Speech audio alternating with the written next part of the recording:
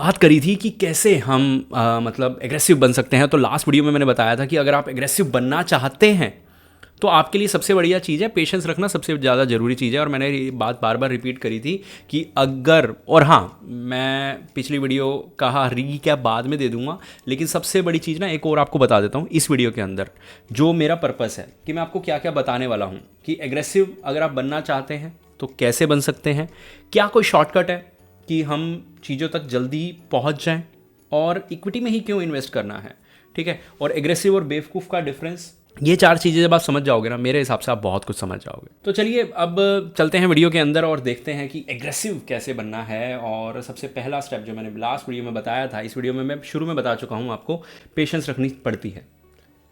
क्योंकि बेवकूफ़ी और पेशेंस, मतलब बेवकूफ़ी आप कर जाओगे जब आपको लगेगा कि मार्केट अच्छा नहीं कर रहा है। अब यहाँ पे एक एग्जांपल के लिए देखते हैं, इन्होंने क्या करा, 2 लार्ज कैप ले लिए, HDFC फ्लेक्सी कैप भी लार्ज कैप है कंप्लीटली, इसको हम फ्लेक्सी कैप बोल ही नहीं सकते, 2 बढ़िया मिड कैप ले लिए और 2 स्मॉल ले लिए, बात ख़त्म कर दी। अब यहाँ पे tell my portfolio is aggressive और not risk factor high medium और low, I it achieved 1 crore और not time horizon more than 20 to 25 years.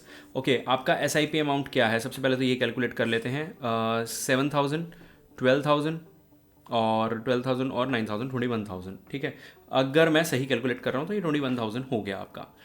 अगर मैं ये मानूँ कि आप इंक्रीज़ नहीं भी करते हो तो भी 21 के हिसाब से, मतलब 21,000 के हिसाब से आप ऑलमोस्ट आप 25 लाख रुपये इन्वेस्ट कर चुके हो गए।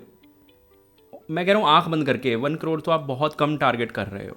अब देखो यहाँ पे मैं ये बताने वाला था कि एग्रेसिव बनने का तरीका, पोर्टफोलियो कभी भी एग्रेसिव नहीं होता, आप एग्रेसिव होते हैं, ठीक है। पोर्टफोलियो तो ये पोर्टफोलियो अब मैं इसको ना भी चेंज करूं तो भी ये 1 CR पहुंच जाएगा, तो मुझे एग्रेसिव जाने की ज़रूरत ही नहीं है। और मुझे लगता है कि मुझे 2 या 3-4 करोड़ निकालने हैं तो मैं एग्रेसिव जाने की कोशिश करूंगा। तो मेरा माइंडसेट कैसा है वो इस पोर्टफोलियो को आगे ले जाएगा। स्टार्टिंग सबकी सेम रहती है, सब 3-4-5 फंड ले लेते हैं, क्वालिटी वाइज इसमें कोई कमी नहीं है। और एक और इम्पॉर्टेंट बात, ये वीडियो किसी भी तरह से आपको एडवाइजरी नहीं है, मैं सिर्फ और सिर्फ आपको वो चीज़ें समझा रहा हूँ जो हमने किताबों में पढ़ी हैं, जो हमने बहुत सारे सेमिनार्स अटेंड करके सीखी हैं बड़े बड़े फंड मैनेजर से, और सिर्फ वो चीज़ें मैं आपको बता रहा हूँ। और हम खुद भी पोर्टफोलियो मैनेज करते हैं, ध्यान से सुनिएगा। क्यों? क्योंकि मैं जब भी ये वाला नंबर आपको स्क्रीन पे देता हूँ ना और बोलता हूँ कि अगर आपको नॉलेज नहीं है, अगर आपके पास टाइम नहीं है, तो आप इस नंबर पे मैनेज करवा सकते हैं अपना पोर्टफोलियो, अपना SIP अमाउंट ड्रॉप करके, तो लोग अपना पोर्टफोलियो भेजना शुरू कर देते हैं कि रिव्यू कर दो इसको। पोर्टफोलियो मैं बनाऊंगा, आपको बस अपना SIP अमाउंट बताना है, हम स्टार्ट करेंगे, कैसे करेंगे, और अगर आपका पुराना पोर्टफोलियो ऑलरेडी भी है तो उसको भी कैसे रिव्यू करेंगे, सब चीज़ों के बारे में डिटेल में डिस्कशन होगी। आपका स्टेप 1 ये है कि आपको पहले तो ये डिसाइड करना है कि आपको क्या मेरी ज़रूरत है, क्या किसी एडवाइज़र की ज़रूरत है आपको।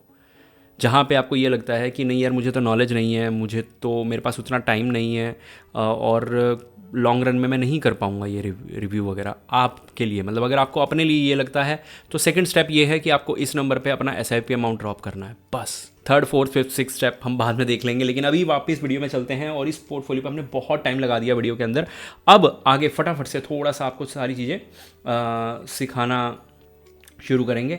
यूज़ ऑफ शॉर्टकट, किसी भी चीज़ को जल्दी पहुंचना है तो क्या करो, एक्सिस का मैन्युफैक्चरिंग ले लिया, एक्सिस का कंजप्शन फंड ले लिया, ICICI का प्रूडेंशियल डेट फंड ले लिया, JM flexi, Motilal Oswal mid cap, Tata, Parag Parikh flexi, Bandhan small cap, कोई फंड इन्होंने नहीं छोड़ा। नंबर ऑफ फंड्स देख लो, 1 2 3 4 5 6 7 8। पहले नंबर ऑफ फंड्स में गलती कर गए।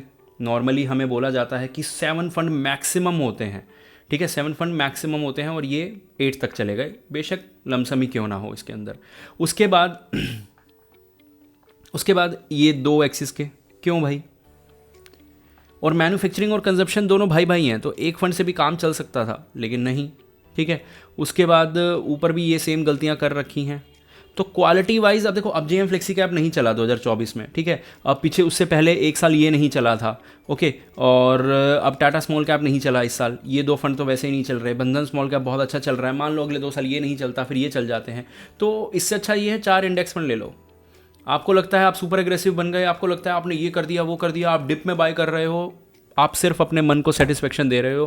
क्योंकि मैं एक चीज़ बता सकता हूँ कि हमने जितनी केस स्टडीज़ देखी हैं, उन केस स्टडी में ये समझ आया है कि ये खिचड़ी बनाने से इन दी एंड एवरेज रिटर्न ही निकलते हैं। अब एक और चीज़, यहाँ पे I am moderate investor investing for more than 10 years, monthly SIP 35,000, review my portfolio, बंधन में 7,000, HDFC फ्लेक्सी कैप। मैं मान ही नहीं सकता कि ये आप 10 साल से कर रहे हो। क्या 10 साल पहले आपने बंधन ले लिया था, HDFC ले लिया था, मोती आपके पास भरा पड़ा होगा, खिचड़ी बना रखी होगी, ये आपने अपनी सिर्फ करंट SIP शेयर करी है, जो कि ठीक है।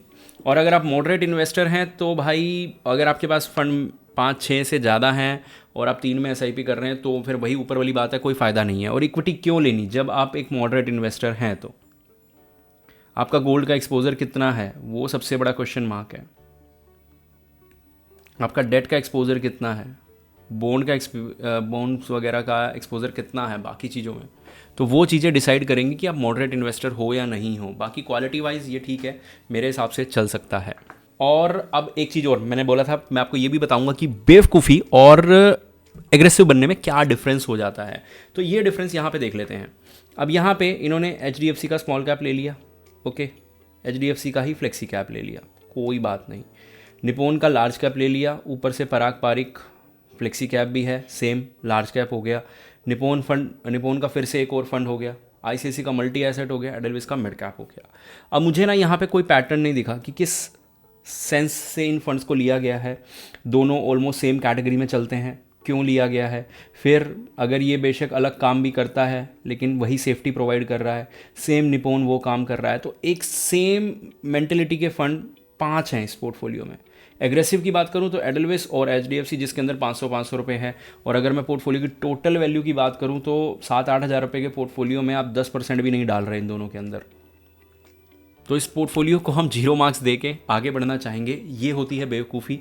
अगर आप 8,000 रुपये कर रहे हो, 4 फंड लो, 2 एग्रेसिव 2 सेफ्टी वाले, जैसे कि कोई भी फंड हो सकते हैं जो आपको लॉन्ग रन में छेड़ने ना पड़े। बेशक इंडेक्स हो सकता है, एग्जाम्पल के लिए सिर्फ बोल रहा हूँ, पराग पारिक हो सकता है, एडवाइजरी नहीं दे रहा। कोई भी SBI कॉन्ट्रा टाइप फंड्स हो सकते हैं जो आपको लॉन्ग रन में चेंज ना करने पड़े। और दूसरी तरफ जो वो फंड जो आपको शायद थोड़े से चेंज करने पड़ सकते हैं, वो 2 फंड रख सकते हैं। इस तरह से आप एक एग्रेसिव पोर्टफोलियो बना सकते हैं। अब इस चीज़ में आप समझ गए होंगे, होपफुली आप को वीडियो अच्छी लगी होगी। मिलते हैं अगली वीडियो।